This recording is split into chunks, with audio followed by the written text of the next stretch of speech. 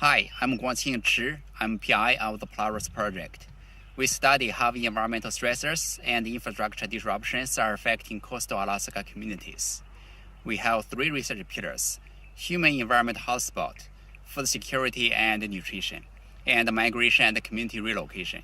Our study communities are in the Bristol Bay region, Rainwright, and Chilliwack. We collaborate with local communities to co-produce and disseminate knowledge, which you will learn more from other team members. Hi, my name is Chris Mayo. I'm a coastal geographer at the University of Alaska Fairbanks, and I'm co-leading Pillar 1 of the Polaris project. We're seeking to map areas of coastal change and identify the hot spots of erosion and other environmental disruptions and how they might impact communities and infrastructure. Environmental stressors often amplify coastal hazards, resulting in significant changes to coastal morphologies, ecosystems, infrastructure, and human subsistence lifestyles. Hi, my name is Lance Howe, and I'm an economist at the University of Alaska Anchorage, and I'm representing our second pillar, food security and nutrition. In rural Alaskan communities, food is acquired through a mix of in-store purchases and subsistence, that is, the hunting, harvesting, and gathering of wild foods. Over the last 2 decades, there have been growing environmental, social, and fiscal changes affecting nutrition and food security in Alaska. We're studying how these changes have affected nutrition and the ability of people to acquire the foods that they need.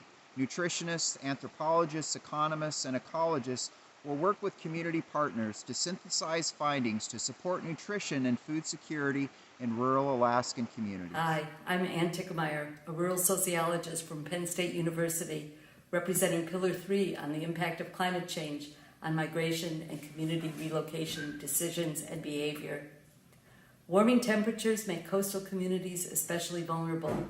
We will work with local communities to identify best policy and practices that can help coastal Alaskans to stay in place or smoothly transition to new communities, and also the barriers to community relocation when whole communities want and need to move.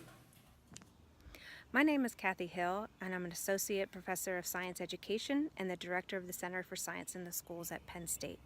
I serve as the pre-college education lead of the Polaris project, and we understand that long-term resilience in any community involves empowering youth. In the Polaris project, we are currently developing relevant place-based curriculum around local issues of environmental hotspots, food security and nutrition, and migration. In these projects, students will be engaged in the practices and investigative techniques of the researchers to understand how the landscape has changed over time and how to develop solutions to challenges faced by their communities today and into the future. Hi, I'm David Holm with Alaska Sea Grant at the University of Alaska Fairbanks, a social scientist and the outreach coordinator for Polaris. The goal of the Polaris project is a close collaboration with partnering communities, integrating local researchers into the research team, generating tangible benefits for the communities, and sharing data products that support local initiatives. Some of the outreach projects we are most excited about are a virtual storyboard space to highlight the vibrant geographies and cultures of Western Alaska, and a series of films, all of which highlight the resilient nature of our partner communities. We are excited to work with the new Navigating the New Arctic Community Office and others participating in this initiative.